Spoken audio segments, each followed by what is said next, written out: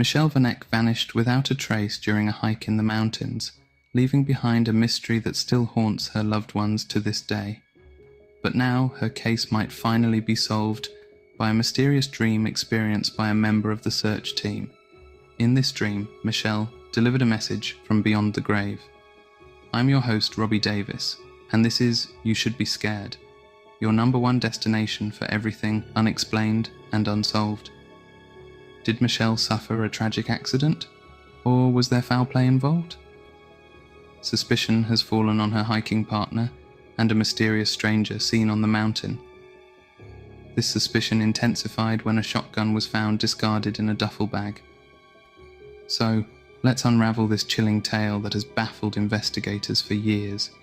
Grab your favorite snacks and prepare for a journey into the unforgiving wilderness of the Colorado Rockies. Michelle Vanek, a 35-year-old mother of 4, embarked on her first ascent of one of Colorado's famous 14ers on September 24, 2005. She chose Mount of the Holy Cross, a 14,005-foot climb that is not for the faint-hearted. As a triathlete and marathon runner, she was in excellent physical condition and felt confident about the climb. Michelle had been looking forward to this new adventure, and the day before, she and her husband Ben went to Costco and Gart Sports to buy additional hiking gear for Michelle. Eric Sawyer, a friend of Michelle's who had previously climbed 38 14ers, accompanied her on the climb. Michelle left all the planning to Sawyer, and the two had been preparing to climb one of Colorado's 14ers for almost a year. Around 6:30 in the morning, Michelle and Eric began their hike together. Remarkably, neither of them had thought to bring a GPS, compass, or a personal locating beacon. They were tempting disaster if anything went wrong.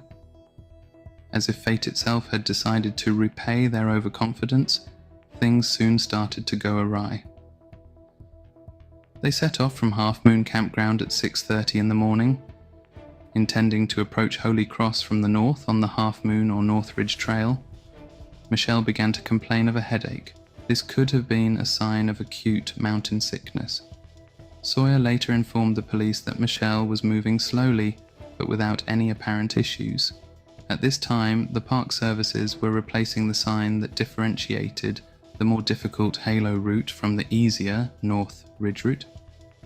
The pair had planned to take the easier North Ridge route, with this being Michelle's first climb. Sawyer checked his map and realized they were on the wrong route. They had taken the 9-mile winding Halo Ridge path, which heads southwest towards Holy Cross. Due to its length, elevation above the tree line, and the up and down trail in the final miles, the Halo route can take up to 2 days to hike. This route is recommended only for highly experienced adventurers. They soon realized that Eric had also left their water filter and food in the car. Another terrible error. Despite being behind schedule, Sawyer decided they should continue. He later told authorities that if they went back to search for Half Moon Trail, they wouldn't have time to reach the summit.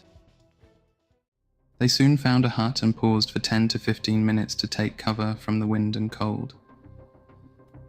Sawyer had to assist Michelle in keeping up with him so they wouldn't fall further behind schedule, as she was often 60 feet behind him. Michelle was significantly slowing down by the time they arrived at the summit of Notch Mountain on their journey to Holy Cross. By 1:25 in the afternoon, Michelle and Eric had completely run out of water. Michelle said she couldn't complete the hike within half a mile of the top of Mount of the Holy Cross, and instructed Eric to proceed to the summit alone. After some discussion, Eric agreed and gave Michelle instructions on the best route to start her descent, and he would meet up with her there. At 1:42 p.m, Eric rushed to the peak. He was only there for about 5 minutes, according to witnesses Bill and Julia Taylor. Julia mentioned he seemed rushed because he had to get back to his hiking partner. They exchanged polite conversation, took some photos, and then Eric left. Soon after, they heard Sawyer shouting what they mistook for cries for help, but were actually his exclamations of Michelle. Michelle wasn't there when Sawyer arrived at the designated spot on the North Ridge route. he searched unsuccessfully for her as he walked back towards Half Moon Camp. Then he filed a missing persons report. That night, a small group of rescuers began searching for Michelle. The next day, a massive search and rescue operation was launched, led by the Vale Mountain Search and Rescue Team. Over 700 searchers scoured the region throughout the following week. There were reports of a strange individual in the vicinity, and then the discovery of a shotgun in a duffel bag on the mountain on Wednesday, September 26th. This led to an investigation into the possibility of foul play. The man that rescuer Brenda Parks and her companion encountered would not speak to them. He covered his face and hid behind a tree. When they further tried to question him, he fled down the hill. Then a dog team discovered what looked like blood in the snow later that day. But teams were not able to investigate the blood properly due to bad weather. A suspicious individual in a yellow tent with a light on inside was confronted by rescuers. The person would not answer any questions or unzip the tent. Rescuers and deputies later thought they had located the man in the tent when they saw him leaving the trail. After being questioned further, the man grudgingly revealed his name to the deputies, Peter Martin. He told deputies he had no identification and provided hazy information regarding his residence. Regretfully, no additional investigation was ever conducted on him. Did Peter Martin have anything to do with Michelle's odd disappearance? It's puzzling how Michelle vanished from the Mount of the Holy Cross so quickly. She was with her hiking companion just minutes before she disappeared. Was there a connection between the man seen hiding in the woods, the stranger in the tent, the shotgun in the bag, and the blood on the trail? If not, dehydration and altitude sickness might have been major contributing factors. However, foul play certainly appears plausible. Some have cast suspicion towards Eric, thinking maybe he had something to do with Michelle's disappearance. Web sleuths have pointed to a few warning signs regarding Sawyer. Firstly, he overlooked the water and food. Before a big mountain walk, people typically check their equipment, especially to make sure water is packed. Then apparently Eric chose the wrong trail because the signage was being updated, even though he had been preparing the trek for a year. Michelle was an exceptional athlete who excelled in distance, endurance, cross-country and track and field. She had competed in triathlons and marathons before this walk. If it weren't for altitude sickness, would someone in such excellent form be falling behind and having trouble breathing? According to some sources, Eric allegedly had an affair with Michelle and was infatuated with her. Others allege that Michelle badly wanted to complete the climb, so even though she had informed her friends that Eric was strange and obsessed with her, she went ahead with the hike against her better judgment. Although Sawyer and her husband had a very good relationship, Sawyer was supposedly tremendously jealous of him. Eric was at the funeral when Michelle was officially pronounced deceased. He did not, however, speak to anyone, and he was described as nervous, fidgety, pale as a ghost, and having very shifty eyes. Why? Right, so here's the exciting update I promised.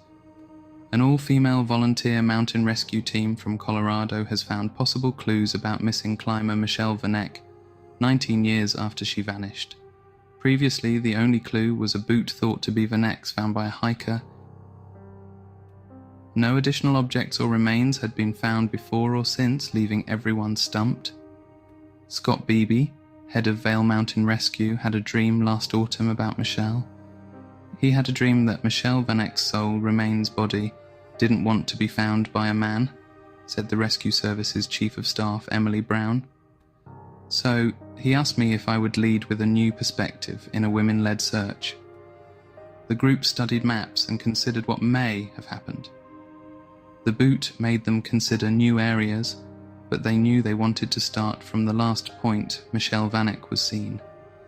After months of planning, the team went up when the snow melt was greatest.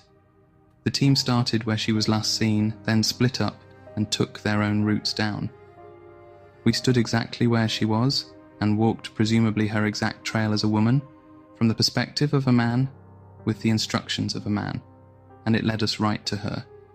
So I think the women's perspective really changed things, said Brown. Vale Mountain Rescue volunteer Erica German and another searcher made the discovery. Michelle had been wearing a red shirt when she disappeared. We saw a little bit of red, and then we saw one of the ski poles, said German. Both of us started shaking. The discovery has not yet revealed what happened to Michelle. The possessions, including a blue hat, are being examined. There's little chance that it came from someone else. Eagle County Sheriff James Van Beek has had a map of the search area on his wall for over 10 years. This discovery is deeply felt in our community. We owe this group our deepest gratitude. Vanek's family is also very thankful. Investigators are keeping the location of the discovery secret. The team's female members are relieved that they've hopefully found Michelle's final resting place.